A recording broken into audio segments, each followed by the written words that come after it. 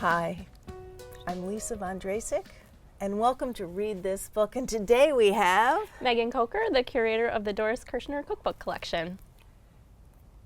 It's irresistible to just say, and my favorite collection besides children's books here at the University of Minnesota.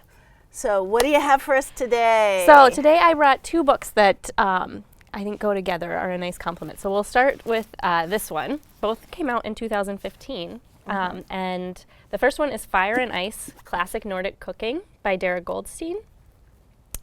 This one is beautiful if you just start opening it up. So this one has about 100 recipes in it, and it's one of those books that's part travelogue, part cookbook. So you get, your travel pictures as well as food, and it's a pretty modern take on Nordic cuisine, so it's not going to be your kind of old fermented fish much. Right. And things are sort of prettier. And have you cooked anything out of this yet? I haven't. You haven't. There's a phrase for comfort that's been a lot in the news lately. Oh yeah, Hygge? How do you pronounce it? I don't know, but we'll have to see librarians who should look things up. But this reminded me of it. This is a comfort, it's March, but the snow's still coming down, and I want something warm and comfortable to eat. And a lot of these recipes, as I just glanced through, my random opening to a page, I found myself thinking, okay, I can do this, but there are also things in here that I don't know where to get them. Yeah. What do you do about that? So she has tried to make, the recipes in here are very doable, and the ones that have ingredients like the elderflower liqueur, she's put a guide in the back to places you can buy them online. So you can have this stuff delivered. Yes, we live in this wonderful age where things just show up at our doorstep. So but it is available, and she's given a guide you as to think where of to it get as like those stews and things like. But doesn't this look refreshing? The shrimp and asparagus, salad. So that's a nice spring dish. And I'm actually thinking, I could make that. Anything with less than 20 ingredients, I'm kind of good. Yeah, and this book. So a lot of this is very much. And one of the things that I saw when I opened it before was rye. There's a lot of rye. There's a lot of recipes. So there's a rye porridge with dried cranberries. So I'm looking forward to that. Yeah.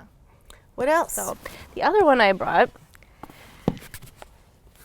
is the Nordic Cookbook by Magnus Nilsson. So this one is, if you want to be really comprehensive about your Nordic cooking. So there are closer to 700 recipes in here, and these are really, if you look at the pictures, they're different, and they show.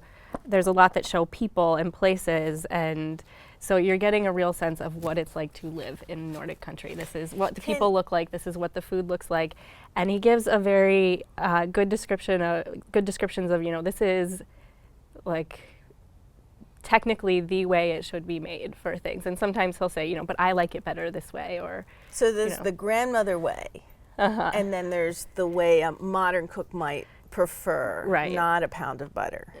I don't know that he'll edit out the pound of butter, but well, I just you might adjust it for modern tastes. Is that what you're saying? Yeah, you could do that. And he shows a lot of people in restaurants and people eating and scenes.